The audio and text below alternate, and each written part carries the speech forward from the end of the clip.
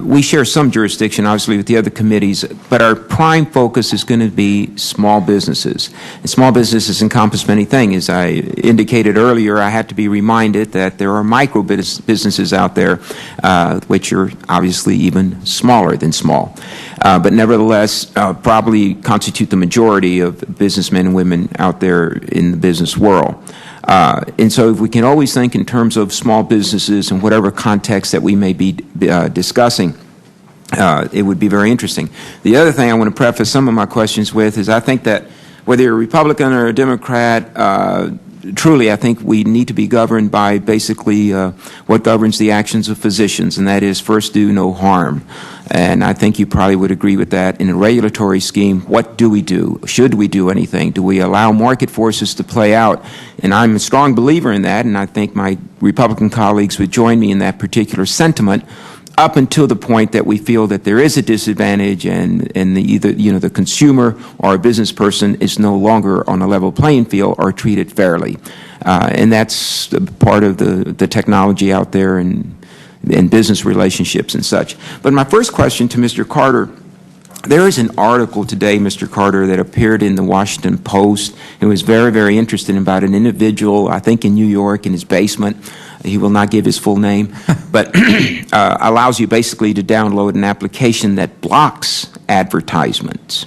I don't know if you've had a chance to read the article, and I'll quote from it a little later. But first things first, if you go to your site, you obviously have a small business that utilizes the internet. You have a column, you give advice, people come to you and so on, and that is supported through advertising dollars. So you really have an online business to set.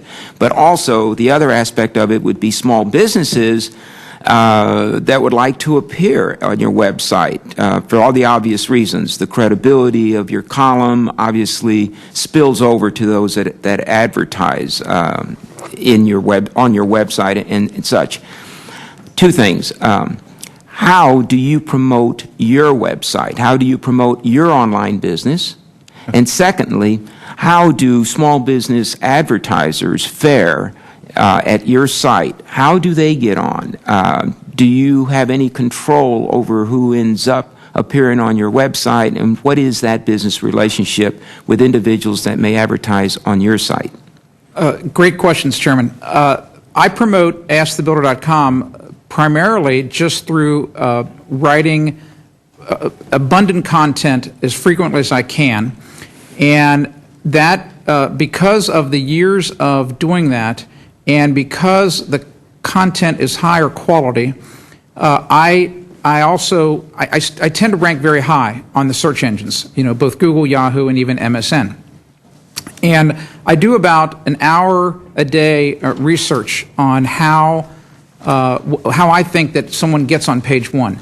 And so so I think that's the way that I do it, because I've decided it's a key part of my business. So I've taught myself my own what many people call search engine optimization. I do very little advertising of the of my own about AskTheBuilder.com. The newspapers that do run my syndicated column at the bottom of my column do publish my URL, but I consider that incestuous advertising because the subscribers to any given newspaper, once they see that URL, they know it. So I don't have a growing base from that. With respect to small businesses that advertise on Ask the Builder, you might be surprised to discover that most of the advertising that I sell myself is actually small businesses. I have found that when I approach these small businesses, I get a more rapid response, a more favorable response, and a quicker decision, and more importantly, they understand the benefits. As far as me controlling if they want to be on Ask the Builder, they have complete control of that. It's their buying decision.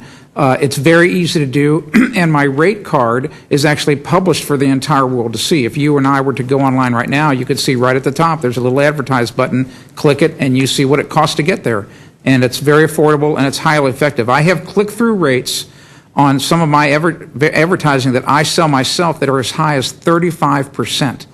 That means that 35% of the people that actually see the ad, they actually click it, because they know that that ad is communicating to them I can solve your problem. I can clean your deck. I've got the right sealer, whatever the product might be. So it's highly effective, and because of those high click-through rates, as you can imagine, the companies that are buying it are very happy.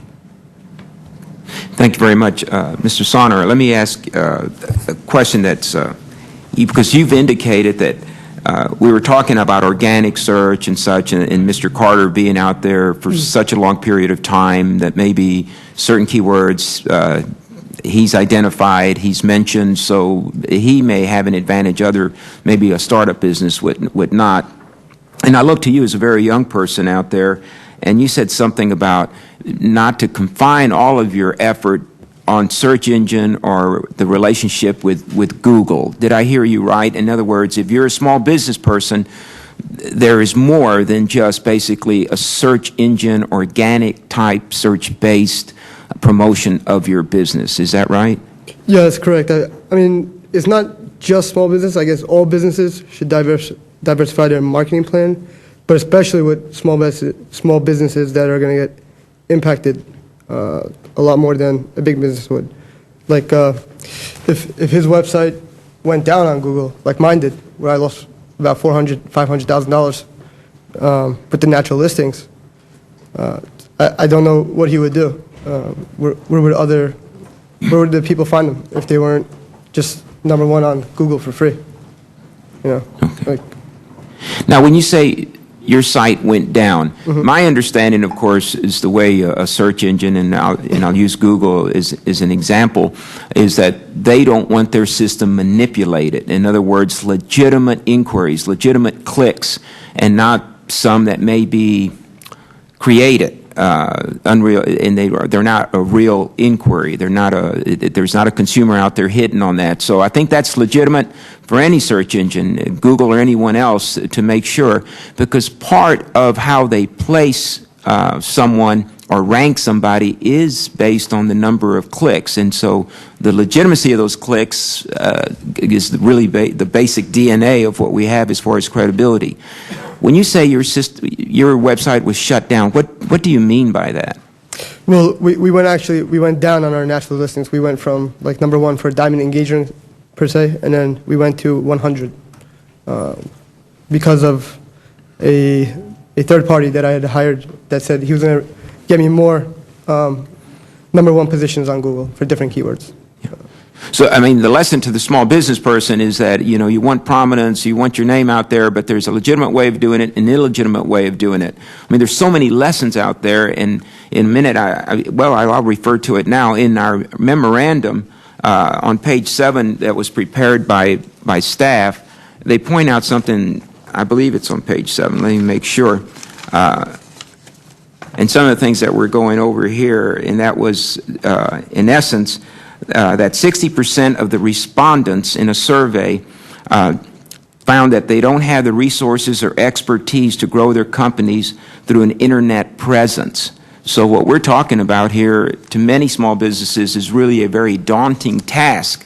And, you know, there are minefields out there. And one of them, of course, is who you establish a third-party relationship to promote your internet presence, which I think I have Mr. Stone, Mr. Rothenberg, and Mr. Lent that probably have opinions on how to make sure that you have a legitimate relationship with a legitimate party. Mr. Snells, your story is very interesting. I understand that people bid on words. You buy words. And there was an article in the Post a couple of weeks ago, and they were talking, I think, the University of Phoenix, and it's kind of interesting story of how they're involved, but they were talking to someone from GM, and I think the quote was, "We buy millions of words, millions." How does a small business person compete in that particular world? #1. The other thing, too, is if you're pretty well established, people seem to really like you, and it's Gun Dog, and I'm wondering, Gun Dog Supply. Correct. Could I buy Gonzo's Gun Dog Supply? Could I play off of your name? Is there somehow that I can actually buy? I don't know if it's, you know, you have a copyrighted name. What protections do you have?